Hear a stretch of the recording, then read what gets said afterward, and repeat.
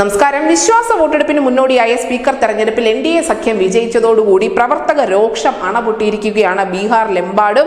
ബീഹാറിൽ പലയിടത്തും RJDയുടെ ഭാഗത്തു നിന്നുള്ള വലിയ പ്രതിഷേധ പരമ്പരകൾ ഉണ്ടായിരുന്നു. ചിലയിടത്ത് RJDയുടെ നേതാക്കളും അണികളും മറ്റും പോലീസുമായി ഏറ്റുമുട്ടിയിട്ടുണ്ട് എന്നുകൂടി പ്രാദേശിക മാധ്യമങ്ങൾ റിപ്പോർട്ട് ചെയ്യുന്നു. എന്തായാലും മറുകണ്ഠം ചാടിയതിന് തൊട്ടു പിന്നാലെ നിതീഷ് കുമാർ വിശ്വാസ വോട്ടെടുപ്പ് നേരിടുകയും അതിൽ വിജയിച്ചു വരികയും ചെയ്തിരിക്കുന്നു. വലിയ രാഷ്ട്രീയ നാടകങ്ങളായിരുന്നു ബീഹാറിൽ കഴിഞ്ഞ മണിക്കൂറുകൾ നടന്നുകൊണ്ടിരുന്നത്. നമുക്കറിയാം, JDUവിന്റെയും BJPയുടെയും MLA-മാരെ കഴിഞ്ഞ ദിവസം റിസോർട്ടുകളിലേക്ക് മാറ്റിയിട്ടുണ്ടായിരുന്നു.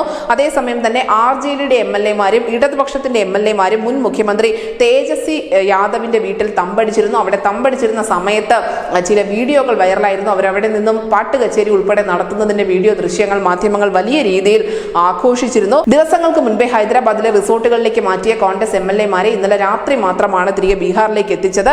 125 പേരാണ് ബീഹാറിലെ ഈ പ്രമേയത്തെ അനുകൂലിച്ചത്. ആ സമയത്ത് 112 പേർ ഇതിനെ എതിർത്ത് വോട്ടും ചെയ്തിട്ടുണ്ട്. RJD നേതാവ് അവാദ് ബിഹാരിക്ക് പകരമായി ഇനി സ്പീക്കർ ആവുന്നത് BJP നേതാവ് നന്ദകിഷോർ യാദവ് തന്നെയായിരിക്കും. അതിനോടൊപ്പം തന്നെ RJDയുടെ MLA-മാരായ നീലം ദേവി, ചേതക് ആനന്ദ്, പ്രഹ്ലാദ് യാദവ് എന്നിവർ കൂടി NDA പക്ഷത്തേക്ക് വരുന്നുണ്ട്. തീർച്ചയായും ഇത് വീണ്ടും NDAക്ക് കൂടുതൽ ശക്തി ബീഹാറിൽ നൽകുന്നുമുണ്ട്.